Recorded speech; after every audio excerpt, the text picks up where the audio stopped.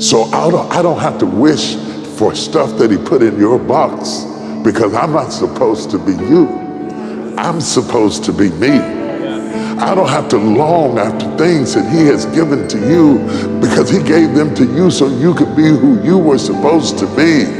He gave me everything in the box I needed to do everything I was created to do.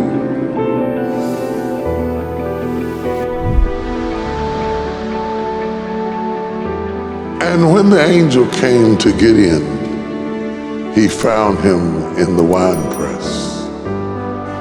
The winepress is a strip club of grapes. It is a place where grapes disrobe and uncover themselves. For it is not the skin of the grape that is the most important thing. It's what's behind the skin that makes it important. We know that about grapes. I wish we would learn that about people. In the wine press, the grape strips itself and becomes vulnerable down to its soft parts, so that it might become.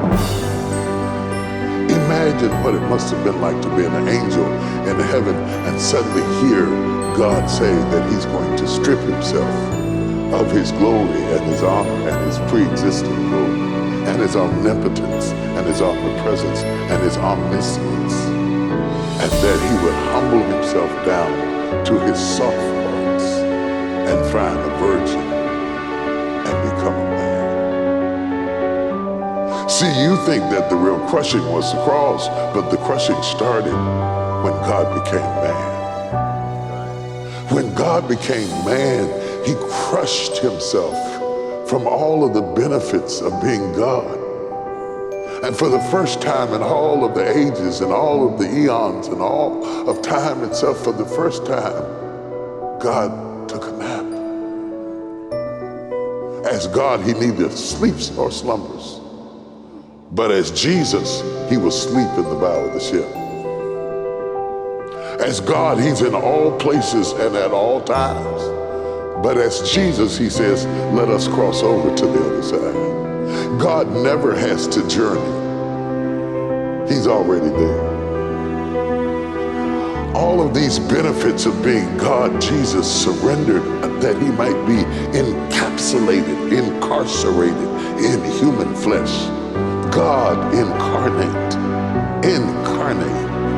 The staggering, amazing reality that God would put himself in the jail of flesh. The very thing he hated, the very thing he despised, the very thing that Paul says is an enmity against God. Jesus wrapped himself up in it. And it was a crushing experience because it meant that he would have to be hungry. And so after he fasted, the Bible said Jesus hungered. But as God the Father, he'd never hungered. And now he knows what hunger is, and now he knows what tired is, and now he knows what betrayal is. So that whenever you get ready to pray, you can't bring up a feeling that he doesn't understand. He can be touched by the feeling of our infirmity, tempted in all points like as we are, yet without sin. He couldn't have done that before because he didn't know what it felt like to be human. When Adam fell into sin, God asked his first question, Adam, where art thou? That was the day the teacher went back to school. Because what Adam had fallen into, God had never fallen into. Adam had fallen into sin, and God had